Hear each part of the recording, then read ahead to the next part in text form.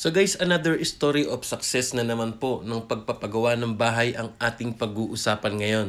At kung saan ito nga ibinahagi sa atin ang buong detalye ng mga bawat materyales na ginamit dito at nakabuuang nagastos. Ang kagandahan nga po dito ay sinendan pa tayo ni owner ng video na actual nating makikita kung gaano lamang kasimple sa labas ang bahay na ito. Pero pagpasok natin sa loob ay talagang napakaganda at mapagkukuhanan at mapagbabasihan natin ng idea para sa ating pagpapagawa at pagdedekorasyon ng ating pangarap na bahay. So guys, tunay ngang napakasarap sa feeling kapag naipagawa na natin ang ating pinapangarap na bahay. Maliit man ito o malaki, ay talagang ibang katatawa at ibang saya ang ating nadarama. At kagaya nga po nito, ito ay talagang nagsumikap ng gusto at ang dating pangarap lamang niyang bahay noon. At dahil sa kanyang pagsusumikap ay ito na nga at naisakatuparan na ngayon. Ito nga po ang ating topic at pag-uusapan, ang matagumpay na pagpapagawa ng bahay ni Sir Jelmar Peñas na isang agriculturist at ito po ay taga-barangay Bayabas, Aurora, Zamboanga del Sur. So guys, ito po't pag-usapan na agad natin yan. So ayon po sa details ni Sir Jelmar, na ang sukat po ng bahay na ito ay 20 feet by 34 feet. And then guys, kinonvert naman natin ito by the meters at lumalabas po ito na 6 meters by 10.2 meters. In total of 61 square meters ang kabuuan ng bahay na ito. Ang plano po ito ay mayroong 3 kwarto. Meron po itong isang CR, maluwang na sala, kitchen and dining area, at terrace.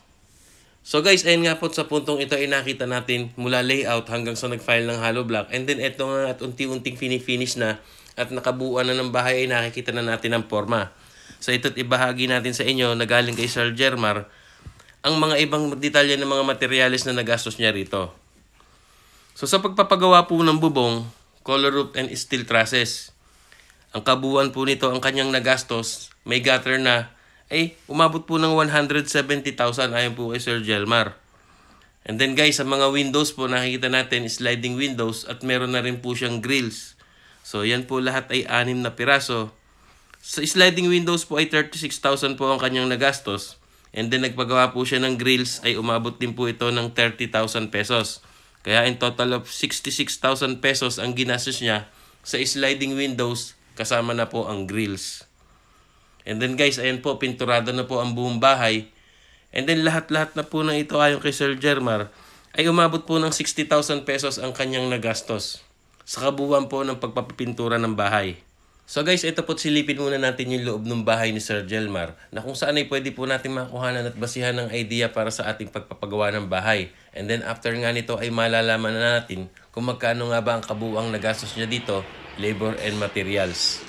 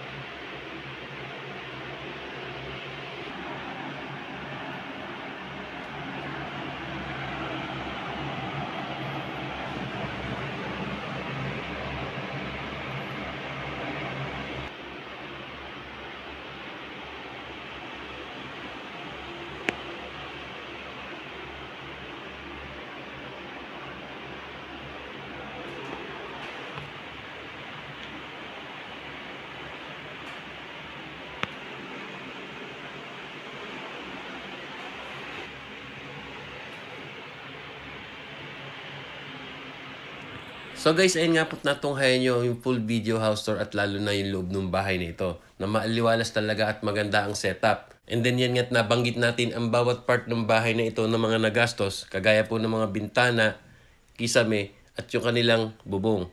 And then meron na rin po itong pintuan. Ayan at nakikita natin. Funnel door po at yan na isang set na kasama na po ang kanilang door jamb. Ayon po kay Sir, ito po ay 6 na piraso at lahat-lahat umabot po ito ng 25,000 pesos ang kanilang nagastos. And then kabuuan naman po ng pagpapagawa ng tiles ng buong bahay ay umabot po ito ng 65,000 pesos ayon po kay sir. And then guys, sa mga kisame naman, lahat-lahat po, kabuuan ng bahay, ay umabot po ito ng 50,000 pesos po sa kanilang materyales. And then pinapakyaw po nila ito sa pagpapagawa na nagkakahalaga ng 25,000 pesos. Kaya labor and materials about sa kisame ay umabot po ito ng 75,000 pesos. So yan po guys ang kabuuang detalye ng mga materyales at nagastos dito sa part by part ng bahay. So ayan at nakikita natin, napakaganda na nga po. At malinis ang pagkagawa. At tunay ngang napakasarap sa feeling ngayon ni Sir Jelmar na talagang natupad na niya ang kanyang pangarap na bahay. Lahat po tayo may kanya-kanyang pangarap na bahay, malaki man ito, maliit. Pag ito'y ating na-achieve ay talagang kakaibang saya at tuwa ang ating nadarama. So once again, congratulations po sa iyo, Sir Jelmar Peñas, na isang agroculturist from Barangay Bayabas, Aurora, Zamboanga del Sur. And then guys, pinapa-shoutout po yung forma na gumawa nito, si Sir Dionisio Pipito. So ang tanong, magkano nga ba ang kabuuang nagastos na dito ni Sir Jelmar? So ayon po kay Sir, lahat po ng ito na mga nabanggit at kabuuan na nakita natin ito sa kabuuan ng bahay na ito, lahat-lahat po na ito sa kanyang estimate po, labor and materials, ay umabot na po ang kanyang nagastos dito sa halagang 1.3 million pesos.